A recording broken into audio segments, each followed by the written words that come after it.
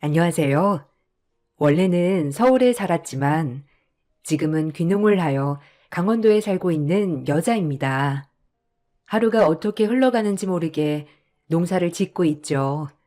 유일한 낙인 이 채널에서 늘 귀농약만 하다가 제가 겪은 일을 한번 나도 써보자 해서 써보게 되었네요. 어려서 여유 있는 집에 고명딸로 태어나 엄마 아빠의 사랑을 독차지하고 살았어요. 불면 날아갈까 깨지면 다칠까 하는 심정으로 엄마 아빠는 절 키워주셨죠. 그리고 그런 제가 시집갈 때가 되어 중매가 하나 들어왔습니다. 동네 유지로 저희 집과는 조금 안면이 있는 집이었어요. 저희 부모님도 흔쾌히 그 집안에 시집가는 것을 수락하셨죠.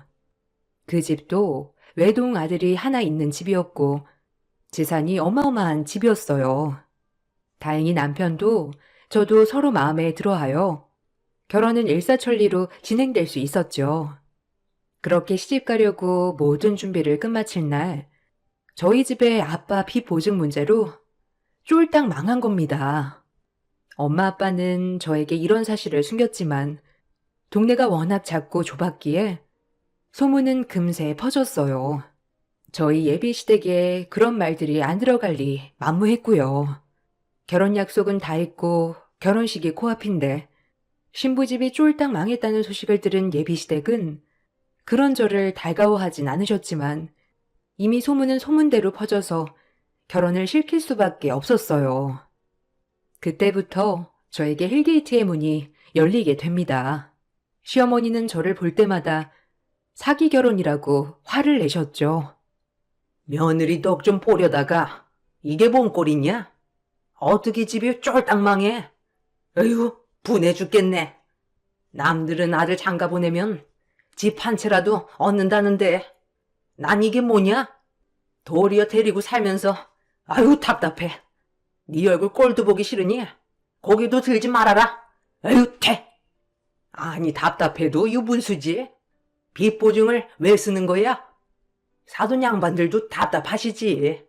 그 많은 재산 잃고 이게 뭐냐? 그래도 너 이런 의리의리한 집에 시집 보내서 엄마 아빠는 발 뻗고 주무시겠구나. 네가 돈 한 푼 없었으면 이 집에 시집 오는 게 가당키나 해? 어머니, 저한테 뭐라고 하시는 건 괜찮지만 저희 부모님 욕은 하지 말아주세요. 그건 기본 아닌가요? 말 좀 가려 해주세요. 너 이 시애미를 가르치는 거냐? 아주 이 집엔 나 가르치는 인간들밖에 없네.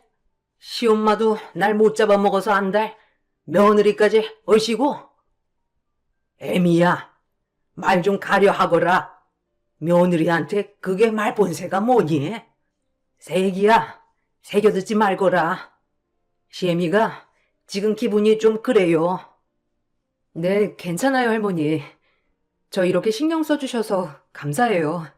동희 씨 퇴근할 때 제가 도넛 좀 사오라고 할까요? 할머니 좋아하시잖아요. 남편은 대대로 독자 집안이었고 시할머니도 모시고 살았습니다. 유일하게 저에게 다정한 분은 시할머니였네요. 저를 돈으로 봐주지 않고 그저 착한 손주 며느리로 봐주셨으니까요. 어머님 때문에 힘든 나날이었지만 시할머니 덕분에 위로받는 나날이었죠. 세기, 이 할미랑 이따가 자수집에 갔다 올텨? 씨를 새로 받아야 하는데 집이 좀 답답해서 내가 직접 가고 싶은데. 아, 그럼요. 할머니, 이따 제가 모시고 갈게요. 걱정 마세요. 그래도 할머니, 수 넣는 거 보면 아직도 손재주가 뛰어나신 것 같아요. 에휴, 젊어서 바느질을 많이 해서 그렇지. 그때는 살기 어려워서 먹고 살기 위해서 하루 종일 바느질만 했거든. 아, 할머니도 고생 진짜 많이 하셨네요. 지금이라도 좀 쉬시지. 바느질 하는 거 힘들지 않으세요? 수 넣는 것도 집중 많이 해야 하는데. 에이구, 늙으면 몸을 많이 움직여야 건강하지. 4살 날 동안은 남한테 아쉬운 소리 안 듣고 살다 가는 게 내 소원이라고. 할머니는 제가 워낙 어린 손주 며느리라 그런지 저를 예뻐해 주셨지만 시어머니에게만은 차가웠습니다. 시어머니와 시할머니는 원수처럼 사이가 안 좋았죠. 시어머니는 시집 올 때부터 나한테 해준 것도 없고 나만 구박했다 이런 입장이었고, 시할머니는 어려서부터 표독스럽더니 고대로 늙었다, 어쩜 저리 표독스럽냐 였습니다. 약간 저는 할머니와 생각이 같았지만요. 그렇게 저와 할머니가 가까워지는 만큼 시어머니는 저희 둘에게 엄청 야박했죠. 그나마 아버님이 계실 때는 할머니에게 다정했지만요. 어머님 요즘 이도 안 좋으신데 전복죽이나 해서 어머님 좀 드리는 게 어때? 정 못 드시던데 당신 어머님 건강 신경 쓰긴 하는 거야? 아유, 그럼요. 저도 마침 전복죽 하려고 했는데 당신이랑 아주 생각이 딱 맞아 떨어졌네요. 얘 새아가 전복 좀 닦아놔라. 전 그런 시어머니의 두 얼굴을 볼 때마다 소름이 끼쳤어요. 저야 뭐 워낙 마음에 안 들었던 며느리라 아무렇게 대하는 게 일쑤였지만, 시어머니는 할머니에게 시아버지가 계실 때랑 없을 때랑 딴판이었으니까요. 참 소름이 돋았죠. 하지만 시할머니도 이런 것이 익숙해 보였어요. 워낙 젊었을 때부터 그랬다고 했죠. 하지만 바깥일 하는 아들 스트레스받게 하고 싶지 않아 혼자만 삭히는 거였고요. 어머님, 제가 전복죽 좀 끓여봤어요. 요즘 이도 안 좋으신데 식사도 통 못하셨잖아요. 제가 퍽 구웠으니까 이거라도 드셔보세요. 잘 먹은마. 네가 웬일이냐? 해가 서쪽에서 뜨겠다. 나 먹는 것도 신경 쓰고. 죽은 맛있네. 새아기가 했나 보구나. 어머니도 참. 누가 보면 제가 어머니한테 신경 하나도 안 쓴 줄 알겠어요. 애비가 오해하겠네. 늘 이런 식이라니까. 할머니는 어머님의 쇼에 기가 막히다는 눈빛이었지만 별 말씀하지 않으셨죠. 그리고 전 그 모습을 보고 평소에 어머님의 행실을 알기에 혼자서 계속 소름이 돋았죠. 그리고 전 그날 남편에게 여자가 있다는 것을 알았습니다. 결혼 전부터 죽고 못 살던 여자, 집안의 반대로 저와 결혼을 해야 했던 남편은 아직까지도 그 여자를 만나고 있던 거였어요. 가뜩이나 믿을 구석 없는 집인데 남편마저 외도를 하니 참을 수가 없었죠. 하지만 그런 남편은 저에게 늘 뻔뻔했습니다. 남자가 바깥이라면 좀 그럴 수도 있는 거지. 뭘 따지길. 생각해보면 너 볼 건 뭐 있냐?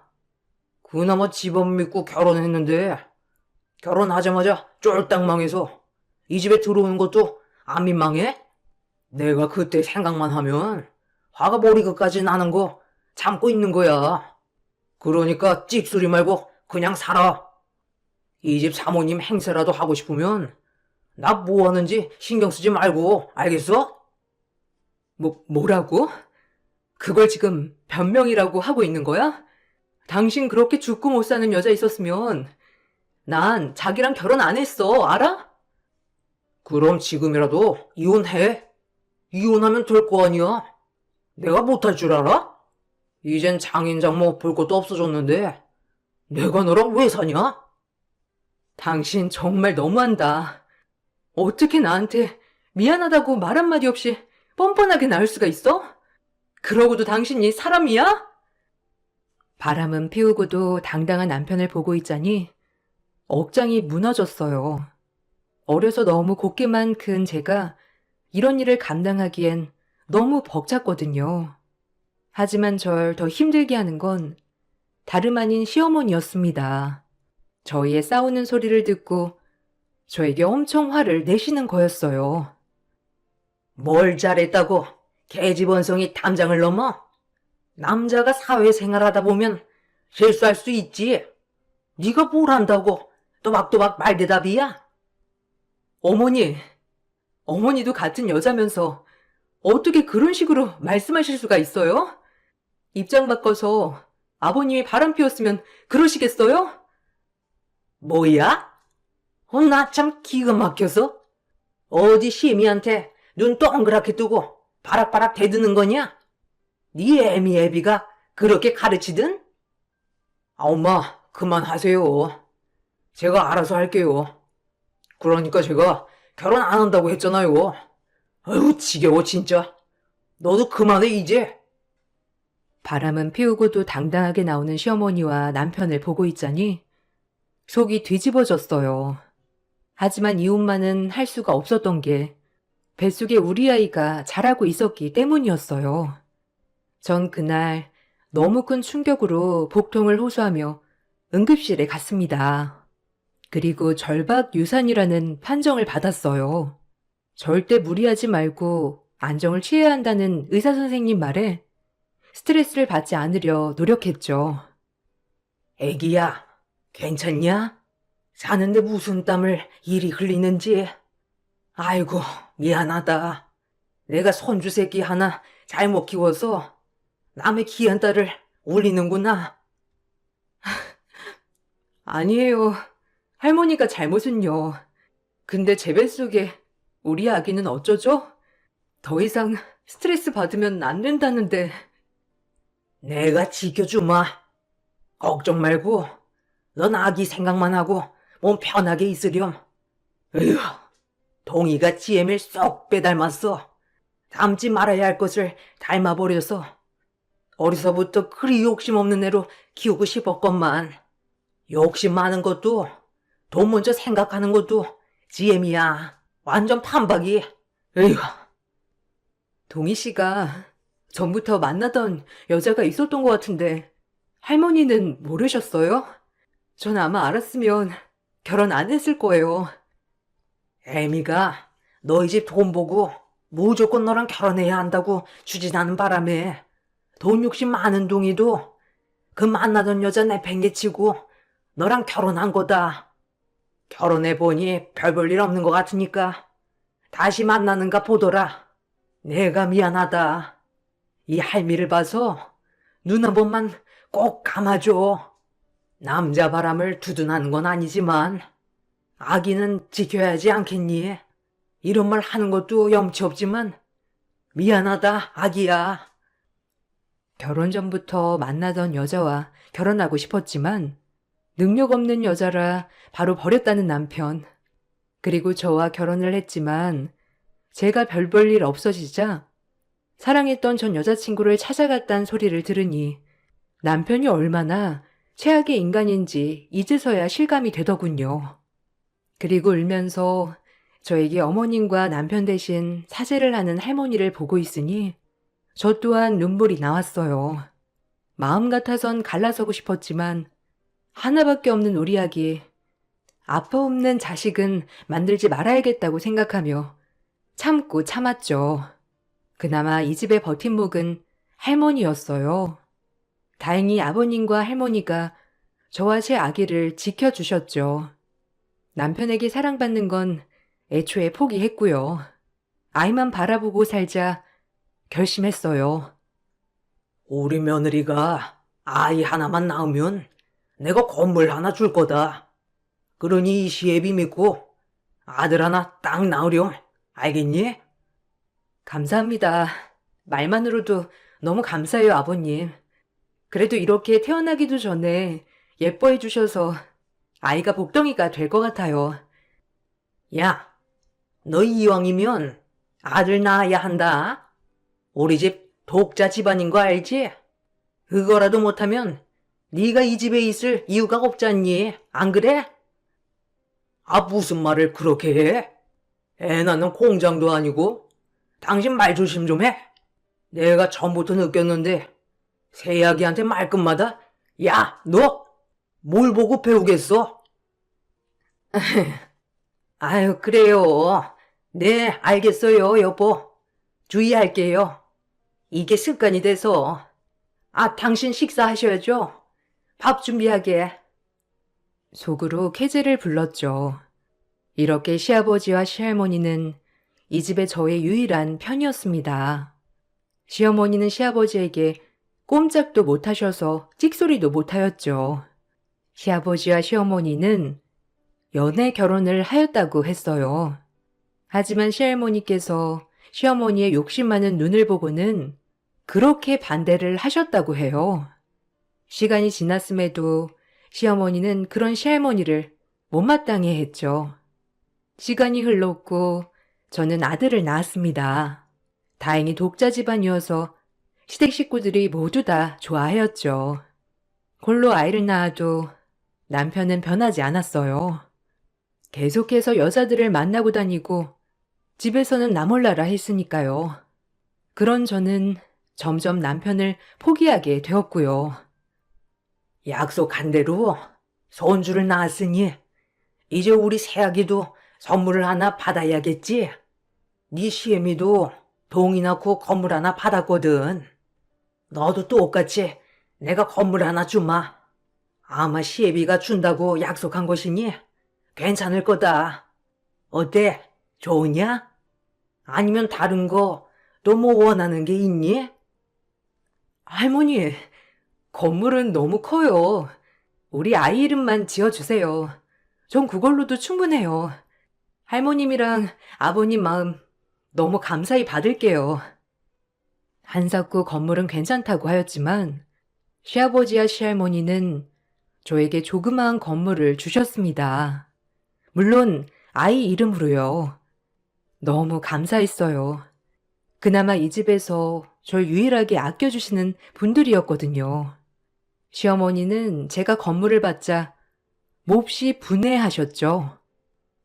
네가 한 게 뭐가 있다고 건물을 준다는 거니? 너네 시아빠도 참 어이가 없다. 동의 앞으로 해야지. 그걸 꼭 너를 줘야 해? 아이 앞으로 해놨어요, 어머니. 걱정 안 하셔도 돼요. 제 이름으로 한 거 아니니까 걱정 붙들어 매세요. 어머니 돈 드는 것도 아닌데 왜 그러세요? 뭐야? 너네 시아버지께 다 우리 동이 거 아니냐? 그럼 동이 돈이지. 네가 한 게 뭐가 있다고 그런 걸 받아? 우리 아들 사기 결혼 당하게 해놓고. 어머니, 사기 결혼이라뇨. 정말 너무하신 거 아니에요? 어머니도 시집 올 때 빈몸으로 오셨다고 하던데 절 이해하시진 못하는 거예요? 짝, 이 말을 듣고 전 어머니께 뺨을 맞았죠. 어안이 벙벙했습니다. 평소에 폭언은 기본이었지만 뺨까지 때리는 일은 없었거든요. 어진 너랑 나랑 비교해? 난 연애 결혼이고 넌 중매 결혼 아니냐? 중매 결혼이 뭐야? 다 조건 보고 따지고 결혼하는 건데 네가 그러지 않았으면 우리 집에 시집 올 수 있었을 것 같아? 동이 밖으로 도는 거 탓하지 마라. 알겠어? 집에서 얌전히 내조나 하란 말이야. 아이고 어미야. 사람 잡겄다. 그만해라. 세기가 뭔 잘못이 있다고 이리 지잡듯 잡어. 그만해라 어미야. 애 잡겄어. 다행히 시할머니가 말려주셔서 잡들이는 끝났어요. 정말 유일하게 제 버팀목이셨네요. 어머님은 그래도 분이 안 풀리셨는지 시어머니한테까지 폭언을 했어요. 정말 앞뒤 분간 못하는 분이었죠. 전 욕을 먹어가면서도 시할머니가 쓰러질까봐 걱정했어요. 이게 다 어머니가 쟤를 감싸고 두셔서 그런 거 아니에요. 시애미 알기를 개떡같이 알고 말이야. 쥐뿔도 없는 것이? 얘가 언제 너를 개떡같이 아냐? 네가 사사건건 얘를 쥐잡듯이 잡으니까 그런 거 아니야. 그러니까 좀 마음 좀 너그러이. 어머님이 뭘 알아요? 나이만 잡수셨지? 할 줄 아는 게 있나? 이제껏 밥이나 한번 잘해본 적 있어요? 저한테 왈가왈부하지 마세요. 아이고, 넌 말 한번 아주 고약하게 한다. 뭐 할 줄 아는 게 없어? 그럼 이 집 재산 다 누가 불렸냐? 네가 호의호식하고 사는 게 누구 덕인데? 어머님 재산 많다고 유세 떨지 마세요. 어차피 다 그이껏 된 건데 밥이라도 얻어 드시려면 잠자코 있으세요. 알겠어요? 네가 이제 나를 아주 뒷방 노인에 취급하는구나. 서러워서 어디 살겠냐? 시집 올 때부터 저렇게 표독스럽더니 변하질 않아. 시할머니는 원통해 하셨지만 사나운 어머니를 당해낼 재간이 없었어요. 그리고 저희는 늘 어머니의 표독스러움에 절레절레 고개를 저을 정도였죠. 그리고 사건이 생겼어요. 건강하시던 시아버지께서 갑작스러운 뇌출혈로 병원에 입원한 것이 아니겠어요? 집안은 그야말로 난리가 났습니다. 시할머니는 워낙 고령이시라 이런 사실을 알게 되면 쓰러질 것 같아 말도 하지 못하였고요. 하지만 어머니는 무슨 이유에선지 아버님이 쓰러지신 것을 별 대수롭지 않게 여기셨죠. 꼭 감정 없는 로봇처럼 말이에요. 아버님 태어나시면 집에 있으셔야 할 것 같은데 그럼 할머님은 어쩌죠? 쓰러지실 것 같은데 혹시라도 무슨 일 생기면 어쩌죠? 노인네 죽을 때도 다 됐구만. 별걸 다 걱정한다. 넌 신경 쓰지 말거라. 때가 되면 죽어야지. 언제까지 살아있을 거야 정말? 어머니, 말씀이 지나치시네요. 할머니가 아무리 고령이지만 그래도 친정엄마 같으면 그렇게 말씀하실 수 있으시겠어요? 또 날 가르치지 아주. 너랑 뒷방 노인네만 아니면 나도 화 좀 가라앉을 텐데 내가 화가 가라앉을 틈이 없다 아주. 시어머니는 아버님이 쓰러지시자 기다렸다는 듯이 할머님에게 재산을 얼른 아들에게 양도하라고 강요했습니다. 무슨 꿍꿍이인지 엄청 재촉하셨죠. 시할머니는 어머님의 성화에 아주 못 견뎌 하셨어요. 저조차도 너무하다 싶었거든요.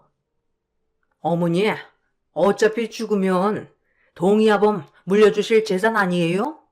이거 미리 좀 달랐는데 뭘 그렇게 안 들어주세요? 내가 죽으면 일어날 일을 왜 벌써부터 재촉하냐는 말이야. 너네가 내가 가지고 있는 재산 말고도 재산이 있는데 뭐가 또 필요하다고 벌써부터 내가 내놓을 것도 다 달라 해? 넌 처음부터 그래서 그게 문제였다. 애초부터 욕심이 그득그득 해가지고. 그 얘기 좀 그만하세요. 죽으면 짊어지고 갈 것도 아니면서 왜 양도 안 해주시냐고요? 어차피 줘야 할 거 동의 이름이라도 해주세요. 나 죽으면 어련히 줄 거 아니냐. 내가 자식이 여럿 있는 것도 아니고 동의 아범 딱 한 명인데 다 너네 거 아니냐. 아서라 내버려둬. 요즘 아범도 안 보이고 무슨 일 있는 거냐? 나 모르는 일 있는 거 아니야? 요즘 낌새도 아주 이상해. 얼른 얘기해라. 어머님은 몰라도 되는 일이에요. 그리고 내일 변호사 올 거니까 도장만 찍으시면 돼요. 준비하세요. 아셨어요? 제가 보기에도 이건 아니다 싶었어요. 아버님 쓰러진 틈을 타 할머님이 가지고 있는 재산까지 지금 다 양도하라니요. 하지만 어른들 일에 쉽게 끼어들 수 없어 가만히 보고만 있었죠. 시할머니는 그렇게는 안 된다고 길길이 날뛰었지만 제 남편까지 합세하여 할머니 재산을 노리는 바람에 어쩔 수 없이 도장을 찍는다고 하였어요. 너무 안쓰러웠습니다. 힘없는 할머니가요. 그렇게 할머니는 도장을 찍었고 시어머니가 이런 일을 일부러 노린 건지 그 다음날 시아버지는 병환이 악화되어 돌아가셨어요. 시할머니는 아버님의 병환을 듣고 충격으로 쓰러지셨고요. 갑작스러운 아버님의 부재가 저희에겐 큰 충격으로 다가왔지만 어머니와 남편은 어느 정도 예상을 했는지 차근차근 장례 준비를 하였죠. 그리고 아버님의 장례가 끝이 나고 저희에겐 더 큰 일이 일어나고 있었습니다. 발인을 끝마치고 집으로 돌아오는 길, 시어머니가 저와 시할머니에게 어디 좀 가자고 하더군요. 어머님이랑 너, 나랑 좀 어디 가자. 어머님도 옷 챙겨 입으세요. 저희 갈 데가 있거든요. 추우니까 따뜻이 입으시고요. 어딜 간다는 거냐? 지금 애비 장례 끝나자마자 우리가 어딜 구경 갈 그런 게 아니잖니. 난 좀 쉬고 싶다. 할머님이 연세에 비해 매우 건강하시지만 연세가 99세셨기 때문에 지금은 많이 노쇠해지셨죠. 그리고 할머님은 가고 싶어 하지 않으셨어요. 그에 비해 어머님은 너무나도 빨리 가자고 재촉을 하셔서 저와 할머니는 나갈 채비를 준비해야 했어요. 어디 가시는 건데요? 그럼 우리 영철이는 어떡하고? 동희 씨한테도 말을 해야 할 것 같은데 저희 셋이만 가는 건가요? 저의 말을 묵살하시곤 혼자 차를 끌고 저희를 태워 도시 외곽으로 나갔습니다. 그리고 얼마나 달렸을까요? 고속도로 한 휴게소에 도착했습니다. 휴게소에 도착하자 어머님은 저희에게 화장실에 가자고 하더군요. 전 거동이 불편하신 시할머니를 모시고 화장실을 다녀온다고 하였죠. 그리고 할머니를 부축하여 화장실에서 나왔을 땐 시어머니 혼자 차에 타 저희를 기다리고 있었고요. 동이 아범도 죽고 없는 마당에 우리 이제 각자 갈 길 가야겠지요. 내 돈만 축내는 밥벌어지들. 이제 여기서 안녕합시다. 네? 어머니, 무슨 소리세요? 차문 여세요. 장난치지 말고. 할머님 많이 연로하신데 지금 뭐 하시는 거예요? 얼른 문 여세요. 시어머니는 그 한마디를 하고 떠났습니다. 저랑 할머니는 졸지에 휴게소의 낙동강 오리알 신세가 되었죠. 어이가 없더군요. 이게 지금 무슨 일이 일어난 거냐? 애미가 그냥 간 거야? 우리를 두고? 우리가 버림받은 거란 말이야? 하나 참. 그렇게 할머님과 저는 충격을 뒤로한 채 앞으로 어떻게 해야 할 건지 의논하였어요. 너무 노쇠해지신 할머님을 모시고 일단은 모텔방을 잡았습니다. 방을 잡으면서도 이게 맞는 것인가 하는 의문이 들었지만 방도가 없었죠. 전화를 받지 않는 남편 그리고 시어머니. 한참이 지나서 연락이 닿은 남편의 말이 저희를 더욱더 아프게 했습니다. 이게 어떻게 된 거야? 지금 우리 버림받은 거야? 자기도 어머님이랑 함께 동조한 거지? 나는 그렇다 치고 어떻게 할머니한테 그럴 수 있어? 어차피 노망난 노인네 아니야. 그리고 이제 죽을 때도 됐는데 그렇게 예뻐하는 손주 며느리가 임종까지 보면 좀 좋아? 뭐? 어떻게 말을 그렇게 할 수가 있어? 당신 할머니잖아. 인간 말종인 줄은 알았지만 이게 고려장이지 뭐야? 알아서 생각해. 다신 전화하지 마, 알겠어? 이제 죽이 되든 밥이 되든 둘이 의지하고 살아.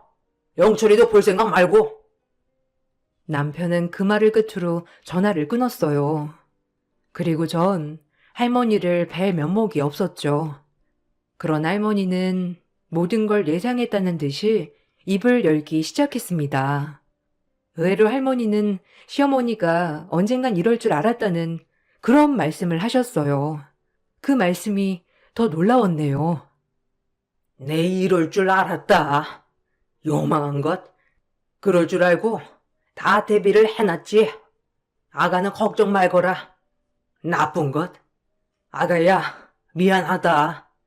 다 내가 손주 교육을 잘못 시켰지. 그동안 마음고생한 것도 모자라. 너까지 이렇게 팽당하는구나. 미안하다, 정말. 아니에요, 할머니. 몸 걱정 먼저 하세요. 그럼 일단 내일부터는 어떻게 할까요? 전 괜찮지만 할머니는 잘 드시고 잘 쉬셔야 해요. 내일 서울에 가서 김문현 변호사를 만나거라. 그 사람이랑 얘기하면 될 거다. 그럼 다 해결될 거야. 그러니 너무 걱정 마.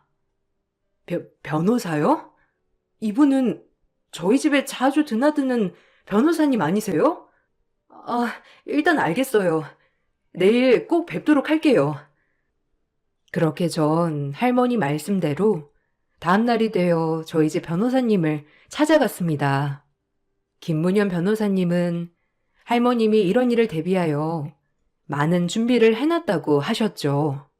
처음부터 재산 보고 이 집에 시집온 시어머니를 단번에 알아보신 시할머니는 그때부터 절대 시어머니에게 재산이 안 가게끔 철저히 준비를 해놨다고 했어요. 그리고 아버님이 돌아가시기 전에 물려주신 재산들은 인감도장이 아니라 다른 도장이라고 하셨죠.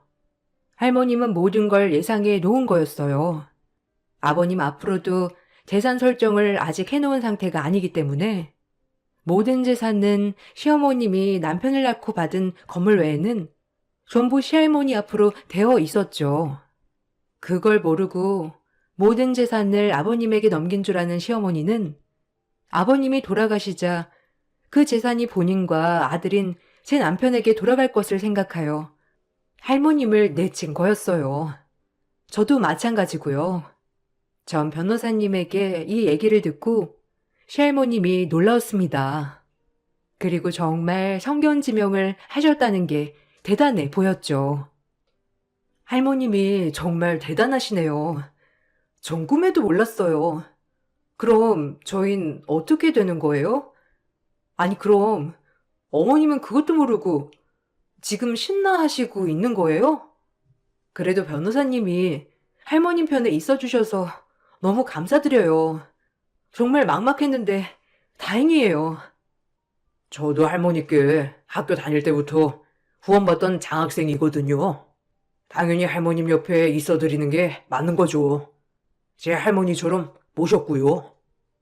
시할머니는 생전 좋은 일을 많이 하셨기 때문에 이렇게 노년에도 복을 받는구나 했어요. 그리고 저희는 할머니가 가지고 있던 아파트로 들어갔죠. 전 아들이 너무 보고 싶었지만 지금은 볼 수 없었기에 때를 기다렸습니다. 그렇게 저와 할머니가 복수의 칼날을 갈고 있을 무렵 할머님은 한 해를 넘어 100세가 되셨어요. 그리고 저희는 그 모자가 가장 신이 났을 때 그 집을 찾아갔어요. 변호사님을 대동하고 집에 찾아가자 어머님과 남편은 놀란 기색이었어요. 그리고 어머님은 주제 파악도 못하고 할머님과 저에게 소리를 질렀어요. 아주 우스웠네요. 그리고 전 한 뼘 더 자란 제 아들을 드디어 만날 수 있게 되었죠. 여기가 어디라고 들어와요? 밥벌이도 못한 인간들이 이 정도 대우해줬으면 됐지. 당장 나가요. 그리고 넌 이혼소장 보냈는데 왜 답이 없어? 빈 몸뚱이 뭐 챙겨나갈 거라도 있어서 들렸니? 아주 어머님은 더 쌩쌩해진 것 같아요. 아유 무서워라. 내 인연, 네가 감히 나를 하대해? 내 너를 진작부터 알아보았는데 말로가 이럴 줄은 차마 몰랐다. 너에 대해 대비를 세워두지 않았으면 큰일 날 뻔했지. 너와 계약했던 계약서들 도장 봤니? 다 가짜야. 너 이럴 것 같아서 내가 진작 김 변호사랑 얘기한 거거든. 그러니 너랑 동희도 벌을 받아야겠지. 동희 낳고 준 건물은 그냥 가져라. 그거라도 있어야 이제 둘이 먹고 살지. 내 집에서 당장 나가. 내 아들 집에서. 나쁜 년. 우리 집에 돈 보고 시집와. 여태까지 돈. 내가 너를 처음부터 내쳤어야 했는데. 아니 김변. 어떻게 된 거야? 그때 딱 끝난 거 아니었어? 어머님 말이 사실이야? 지금 둘이 짜고 날 기만한 거야? 할머니, 오해요. 전 엄마가 하자는 대로 했을 뿐이에요. 저 믿으시죠? 할머님의 하나밖에 없는 장손이잖아요. 남편은 저희의 얘기들을 듣더니 곧바로 태세 전환을 하였죠. 전 우스웠습니다. 저렇게 돌변하는 인간이었다니. 닥쳐라 이놈. 손자라 믿었는데 너까지 그럴 줄은 몰랐다. 동이야, 빗줄도 날 버리는데 비도 안 섞인 우리 새아기가 나를 얼마나 살뜰히 챙기던지 내 모든 재산 새아기랑 우리 증손자한테 양도할 거다. 김 변호사, 내 도장 가지고 오지. 그렇게 할머니는 모든 재산을 저와 제 아들에게 양도해 주셨어요. 어안이 벙벙했어요. 너무 저에겐 가분했거든요. 어머니, 노망 나셨어요? 우리 동이도 아니고 어떻게 처년한테 모든 걸 다 줄 수가 있어요? 영철이는 그렇다 치지만 어머님 하는 행동 좀 보세요. 애초부터 전 어머님이 믿음직스러운 인간이 아니라고 알고 있었지만 이런 식으로 뒤통수 칠 줄은 정말 몰랐어요. 이혼해 드릴게요. 뭐가 무섭겠어요? 뭐가 됐든 우리 영철이는 제가 키울 겁니다. 그리고 할머니 돌아가시는 그날까지 제가 모실 거니까 그런 줄 아세요. 어디 꼴랑 건물 한 채 있는 걸로 잘 해먹고 사셔보세요. 본인 발등 본인이 찍었으니까요. 시어머니는 그제야 모든 게 잘못됐다고 직감했는지 시할머니 앞에 무릎 꿇고 싹싹 빌었습니다. 할머님의 마음이 돌아설리는 만무했고요. 그리고 모든 재산이 이제 저와 제 아들에게 가자 남편도 갑자기 태세 전환을 하며 셋이 같이 잘 살아보자고 말도 안 되는 소리를 하더라고요. 기가 막혔네요. 정말 어쩜 어머님이랑 하나부터 열까지 똑같은지 이해가 가지 않았습니다. 내가 미안해 여보. 우리 셋이 엄마 구속 없이 살자. 앞으로 내가 잘할게. 제발. 그러니까 마음 좀 돌려줘 제발. 너네 엄마가 나랑 할머니 버릴 때 너 뭐라고 했니? 넌 영철이 아빠 될 자격도 없는 인간이야. 어디 그년이랑 잘 먹고 잘 살아봐. 그리고 어머니, 아들이 보고 뭘 배웠겠어요? 할머니 고르장이나 하는데 아들이라고 어머님 늙으면 가만히 있을까요? 어디 한번 둘이 잘 지내보셔요. 그럼 전 이만 갑니다. 이제 변호사 통해서 저 할머니한테 말씀하셨으면 좋겠네요. 이 말만을 남기고 전 아들을 데리고 할머니와 같이 차를 탔죠. 할머니에게 감사한 마음으로 눈물도 흘렀고 그동안 말은 안 했지만 얼마나 마음고생 하셨을지 할머니의 마음이 이해가 가서 더욱더 가슴 아팠어요. 다행히 할머니는 그렇게 정정하게 살아계시다 104세가 되던 해에 제 곁에서 눈을 감으셨어요. 104세가 돼서도 정신 하나는 짱짱했던 할머님. 친할머니는 아니지만 정말 많이 울었네요. 저와 제 아들이 할머님 덕분에 이렇게 행복하게 살고 있으니까요. 남편은 소송으로 재산을 다 가져온다고 했지만 실질적으로 불가능했고요. 할머님이 남겨준 그 많은 재산을 어느 정도 사회에 환원하고 소소하게 아들과 단둘이 살아가고 있습니다.